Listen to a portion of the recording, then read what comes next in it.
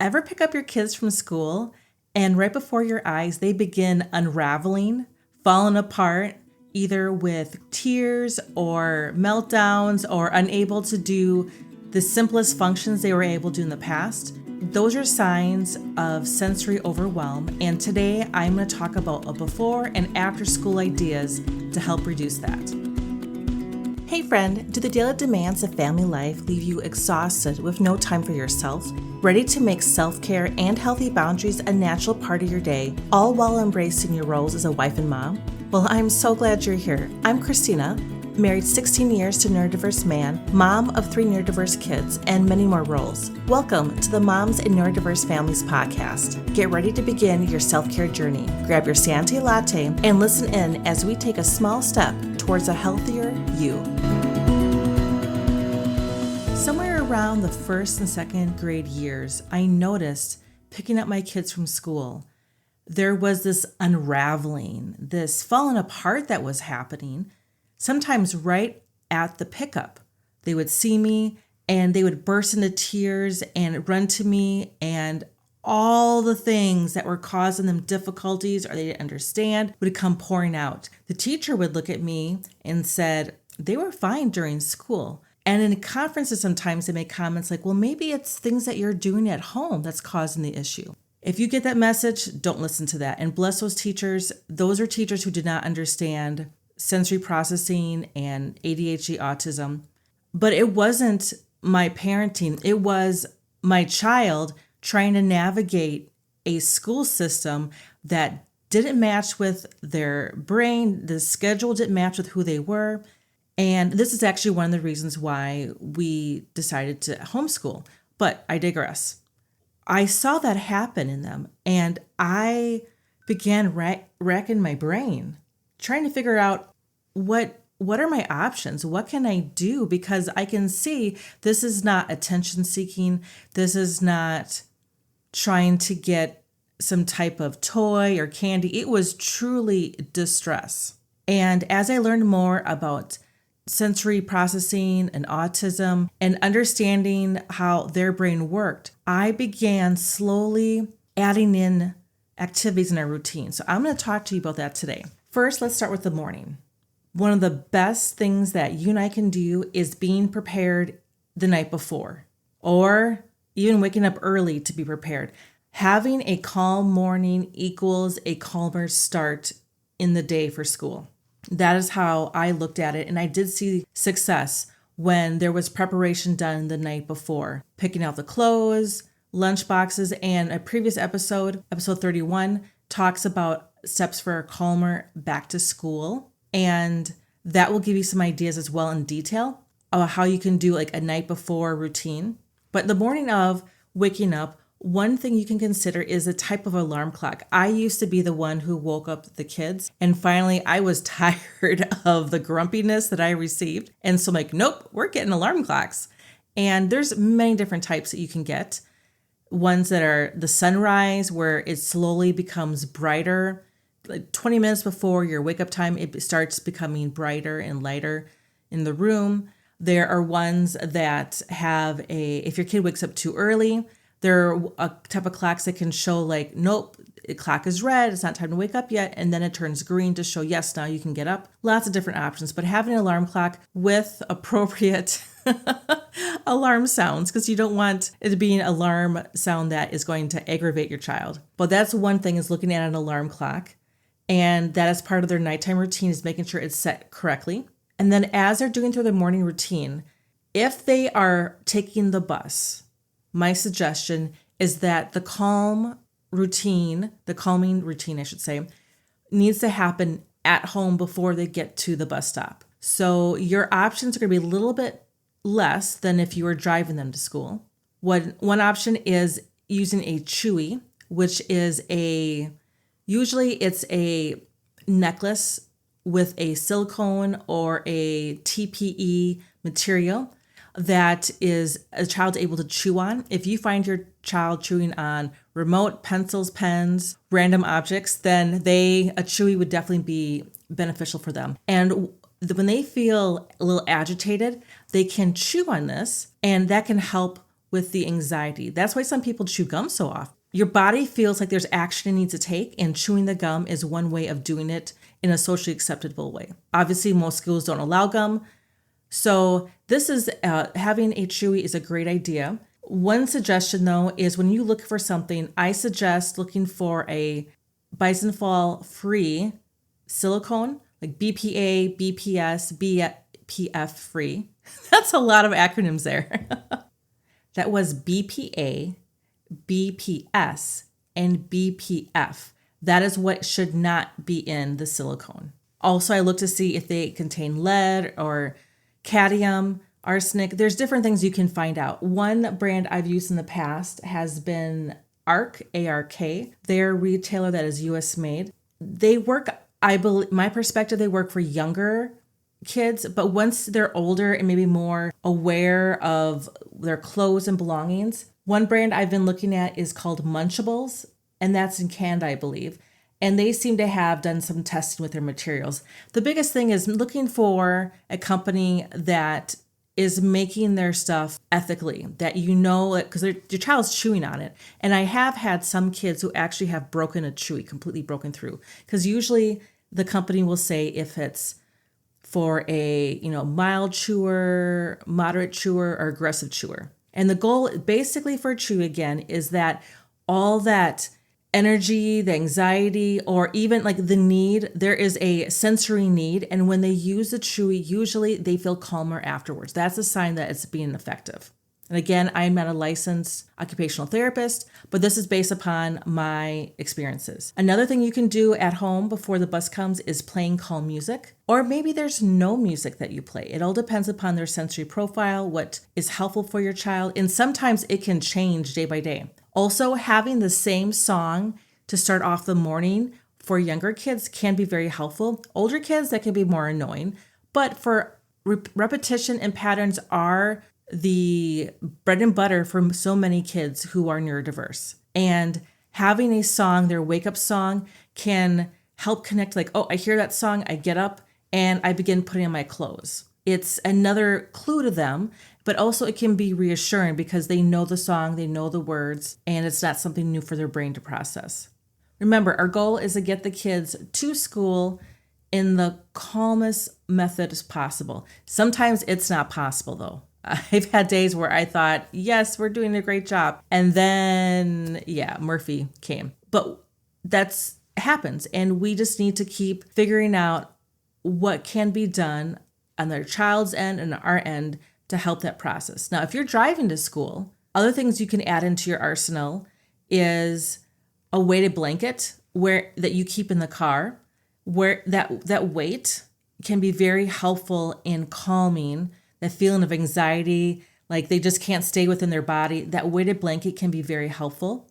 Also, wearing headphones in the car. Sound blocking headphones can be, if they've had maybe a little bit more tumultuous morning getting into the car, wearing the headphones so they can do some deep breathing and stop the sound so their brain can begin going from alarm mode back down to normal mode.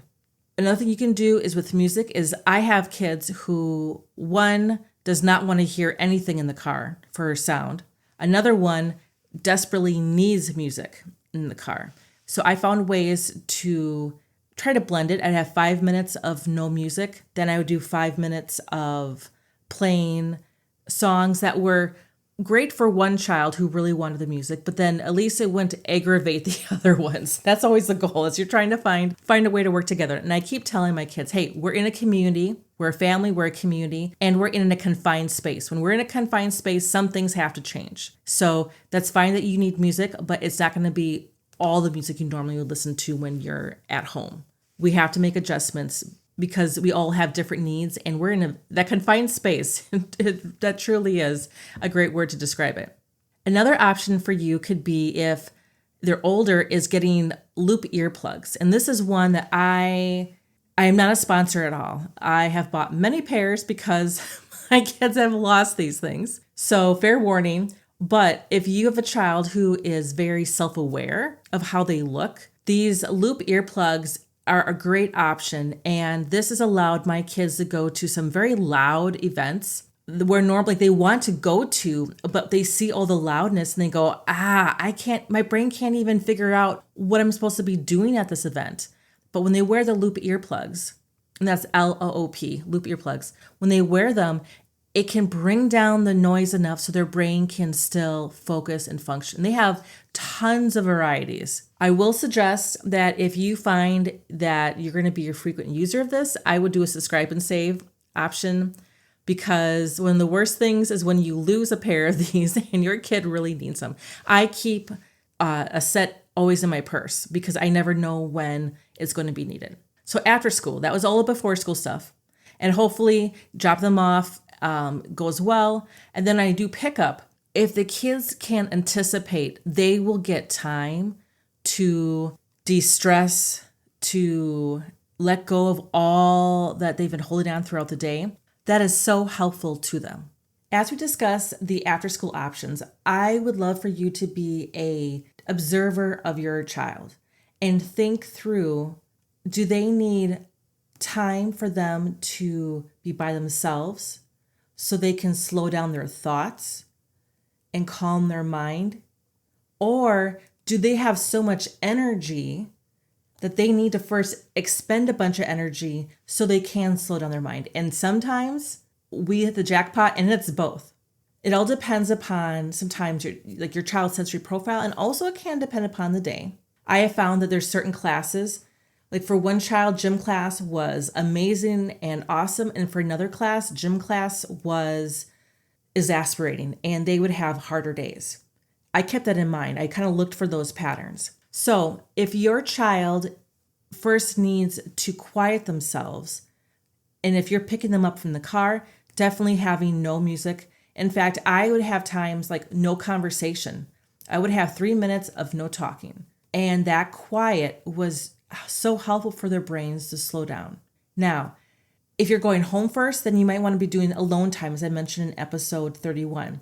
Having, after they put away their school stuff, having 10 minutes in the room, no technology, nothing at all, and they are just having 10 minutes of quiet. Now, eventually, my kids grew out of the needing to do that.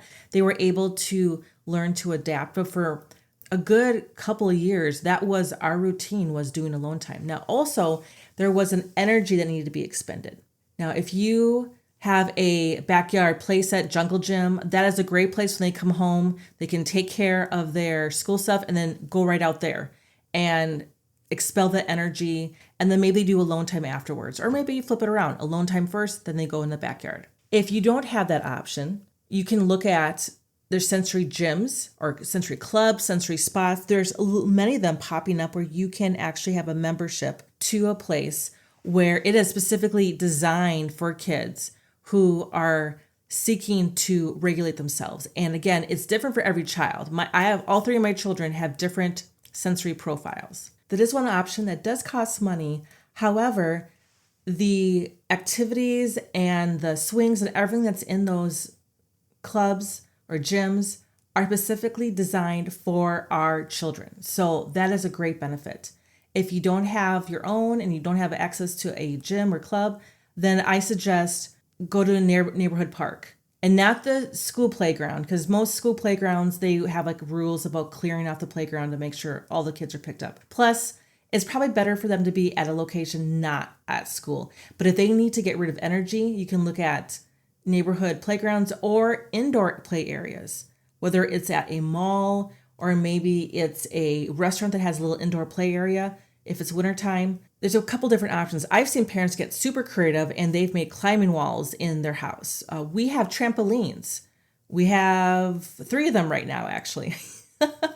And there are lots of different simple options you can have for them to get their energy out. And then afterwards, they feel so much better. And if this seems new to you, the energy I'm talking about, it's the amount of focus that they had to spend while in school, remembering, oh, I have to stay in my seat. Oh, I shouldn't be talking right now. My teacher wants me to be listening. And I had one child who told me, Mom, I focus so hard in trying to sit still and not talk and not move. I can't even focus on what the teacher is saying. And that was, again, one of the reasons why I said, okay, we need to relook at what we're doing because the school isn't serving my kids' needs. Again, bless the teachers who are doing that. I so appreciate them. But for my family, that was what we needed to do. But listen to your child. And again, there's some teachers who are very flexible, but as you move up into the education system, the higher the grade, the less flexibility there is for children who fall outside what is considered the norm. The ability to make changes is different. So which is why having a before and after school routine is so important. So a quick recap. What you can do is be an observer of your child and look at their days and see if there's patterns or trends of when they're more overwhelmed or they come out of school and they are melting down. Think about your morning, how you can make it as calm as feasible.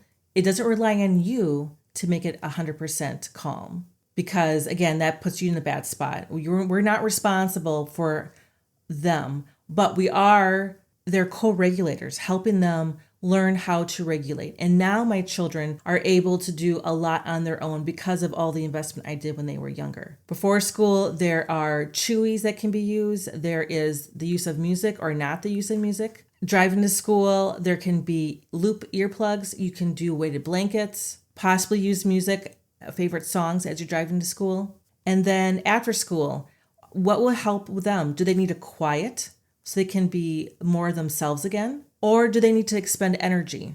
Or is it a little bit of both? And again, what the options I'm giving you are actually quite small. There are so many options out there when it comes to helping our children feel comfortable again in their bodies. Because that's really what it was at school. They spent so much time at school trying to conform to the expectations of others that was a lot of weight in them, and that was a struggle for them. And now they're trying to deal with that. Like now they have freedom because mom or dad is here, and mom and dad know me. They understand me. And when I say like, I don't want to eat that, or they say that, or I say that's too loud, my parents, they understand what I'm saying versus maybe at school, it's not accepted and it's not understood. So you are a safe place. So one more just quick reassurance, when your kids do have that meltdown when they see you, it's because you are safe. They didn't feel comfortable at school unless they get really, really overwhelmed and then everything falls apart. But when they see you, it's like their safe place is there. And for you to be a safe place, I'm going to just again remind ourselves, we need to take care of ourselves. We need to be getting our sleep. We need to be invested in ourselves so we can be helping our children. I hope this gives you some ideas as you're looking at going back to school and what you can do to make the transition to and from school easier for you and for your kids. Hey, thank you for joining me today. I pray this episode gave you encouragement to take one small step. If so, please leave a 5-star review on Apple Podcasts to help other women find this show. By the way, if you're loving this conversation and want more encouragement like this, join my email list at bit.ly/myselfcare. That is bit.ly/myselfcare. I have a planner launching soon that will help you put all this into action in your own life. I look forward to chatting with you again next week for another episode.